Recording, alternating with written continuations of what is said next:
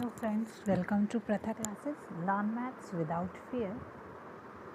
Hope आप सब अच्छे होंगे. Stay at home, stay safe. आज मैं टॉपिक जो कराने जा रही हूँ वो सेट के ऑपरेशन का टॉपिक है. सेट होता क्या है और मैं उसको वेन डायग्राम से कराऊंगी. सेट होता क्या है और वेल डिफाइंड कलेक्शन एलिमेंट की सेट कहलाती है. इस वीडियो को मैं ऑलरेडी अपलोड कर चुकी हूँ. मैंने एग्जाम्पल दिए हैं जैसे कि collection of vowels in English alphabets या फिर collection of all state in Indian union. ये भी एक सेट है. अब मैं इस सेट को वेन डायग्राम से बताऊंगी कि ये कैसे होता है. वेन डायग्राम एक्चुअली में है क्या. वेन डायग्राम एक आइडिया है to represent a set by a point. मतलब ड्रामेटिकली जितना अच्छा बच्चा समझ सकता है इतना नॉर्मली नहीं समझ सकता, इसीलिए वेन डायग्राम को इंट्रोड्यूस किया गया. वेन डायग्राम में हम क्या करते हैं, बड़ा सेट जिसको हम यूनिवर्सल सेट बोलते हैं उसको हम रिप्रेजेंट करते हैं रेक्टेंगल से, और दो सब सेट्स जो कि मैंने नाम दिया है ए एंड बी उसको रिप्रेजेंट करते हैं क्लोज्ड कर्व से या फिर सर्कल से. अगर इन दोनों के बीच में कोई कॉमन पॉइंट्स होते हैं या कॉमन एलिमेंट्स होते हैं तो हम उन दोनों को इंटरसेक्ट कर देते हैं, अदरवाइज़ हम नहीं करते. जैसे कि मैंने एग्जांपल लिया, अगर मैं यू को ऑल सब्जेक्ट ऑफ +2 मान लेती हूँ यूनिवर्स सेट को, और ए सब्जेक्ट्स ऑफ मेडिकल जो कि क्या है फिज़िक्स केमिस्ट्री और बायोलॉजी, और बी को क्या मानती हूँ सब्जेक्ट ऑफ नॉन मेडिकल जो क्या है फिज़िक्स केमिस्ट्री और मैथ्स. अगर मैं इनको ड्रामेटिकली बताती हूँ तो जो कॉमन सब्जेक्ट्स हैं वो कौन कौन से हैं, फिज़िक्स और केमिस्ट्री जो कि हमारे इंटरसेक्शन पॉइंट यानी कि डार्क ग्रीन एरिया में आ गए, और बायोलॉजी सब्जेक्ट ऑफ मेडिकल का एक अलग है जो हमने ए ग्रेइश पोर्शन में कर दिया, और मैथ्स एक अलग है जो हमने लाइट ब्लू पोर्शन में लिख दिया.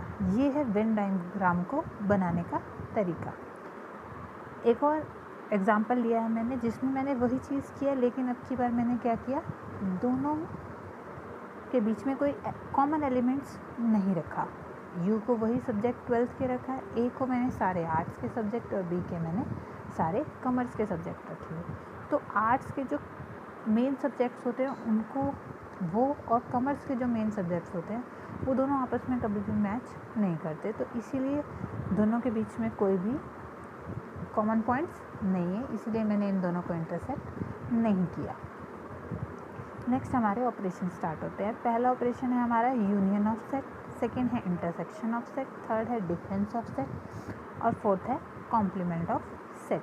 पहला हम करते हैं union of set. Union of set क्या होता है, अगर दो कोई सेट दिए हुए हैं, अगर हम उनका यूनियन निकाल रहे हैं, इसका मतलब ये है कि हम ए और बी या फिर जो दोनों में आते हैं कॉमन एलिमेंट सबको इकट्ठा कर रहे हैं, मर्ज कर रहे हैं, तो उसे हम यूनियन बोलते हैं. यूनियन का मतलब क्या है, यूनियन मतलब इकट्ठा हो जाना, वही करना है, ए और बी के एलिमेंट्स को इकट्ठा कर देना है, that is union of the set.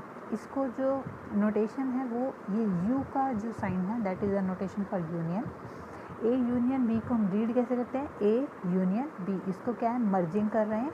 अगर ए यूनियन बी में कोई एक्स एलिमेंट जा रहा है इसका मतलब या तो वो ए में होगा या फिर वो बी में होगा. अगर ए यूनियन बी में एलिमेंट एक्स नहीं जा रहा तो ना ही वो ए में होगा और ना ही वो बी में होगा, तभी यूनियन में नहीं गया. इसका जैसे कि मैंने एग्जांपल लिया, यू मैंने सेट मान लिया जो 1 से लेकर 20 तक नंबर्स हैं. ए सेट वो हैं जो 2 के सारे मल्टीपल, जैसे 2 4 6 8 मैंने इसको रेड से लिखा है, और बी वो है जो और नंबर है 2 3 5 7 11 13 17 19. अब इन दोनों की यूनियन में जो नंबर जा रहे हैं, एक सिर्फ 2 को छोड़कर बाकी सब अलग हैं, मैंने वो जैसे कलर के थे वैसे ही डाल दिए. मैंने सारे के सारे नंबर जो ए और बी दोनों में है वो यूनियन में चलेगा.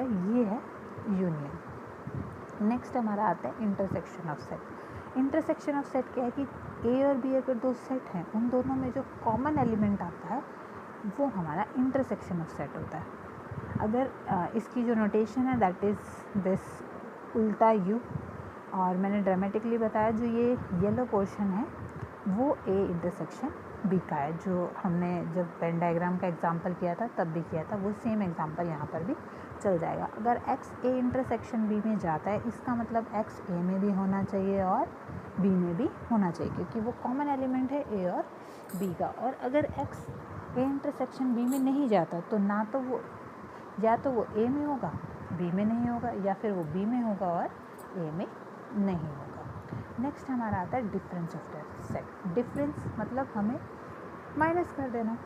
तो अगर ए और बी दो सेट है और हमें डिफरेंस निकालना है, यानी कि मैं ए माइनस बी निकाल रही हूँ, तो जिसको हम रीड करते हैं ए डिफरेंस बी, मतलब सिर्फ ए के एलिमेंट, बी के एलिमेंट उसमें से माइनस कर देना है। मतलब जो हमारे इंटरसेक्शन वाले एलिमेंट्स हैं, जो हमारे कॉमन एलिमेंट्स हैं दोनों के, वो हटा देने हैं। सिर्फ ए माइनस बी में वो एलिमेंट्स आने चाहिए जो सिर्फ ए में हो। जैसे कि मैंने यहाँ डायमेटिकली दिखाया है वेन डायग्राम के हिसाब से, जो ये येलो पोर्शन है that is A minus B portion. अगर x a माइनस बी में जाता है तो इसका मतलब x सिर्फ a में होना चाहिए, b में नहीं होना चाहिए। रिस्ट्रिक्टली कहा है कि b में नहीं होना चाहिए, तभी वो a माइनस बी में जाएगा। अब ऐसे ही हम b माइनस ए भी निकाल सकते हैं।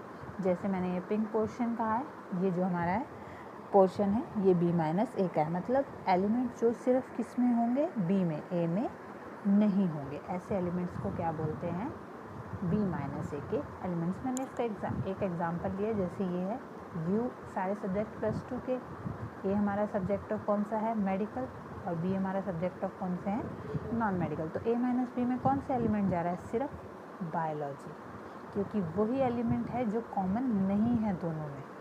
और बी माइनस ए में कौन सा जा रहा है, मैथ्स, जो सिर्फ बी में है, ए में नहीं है।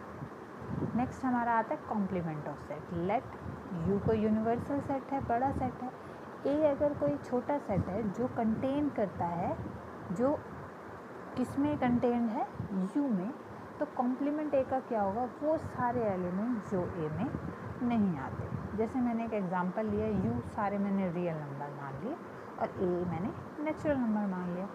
तो ए के कॉम्प्लीमेंट में कौन से नंबर जाएंगे, जो नेचुरल नहीं है। नेचुरल के अलावा सारे नंबर्स किस में जाएंगे, कॉम्प्लीमेंट ऑफ ए में जाएंगे। होप आप सबको ये समझ में आया हो। अगर आपको वीडियो पसंद आई तो लाइक करें, और अगर आप नहीं हैं तो सब्सक्राइब ज़रूर करें।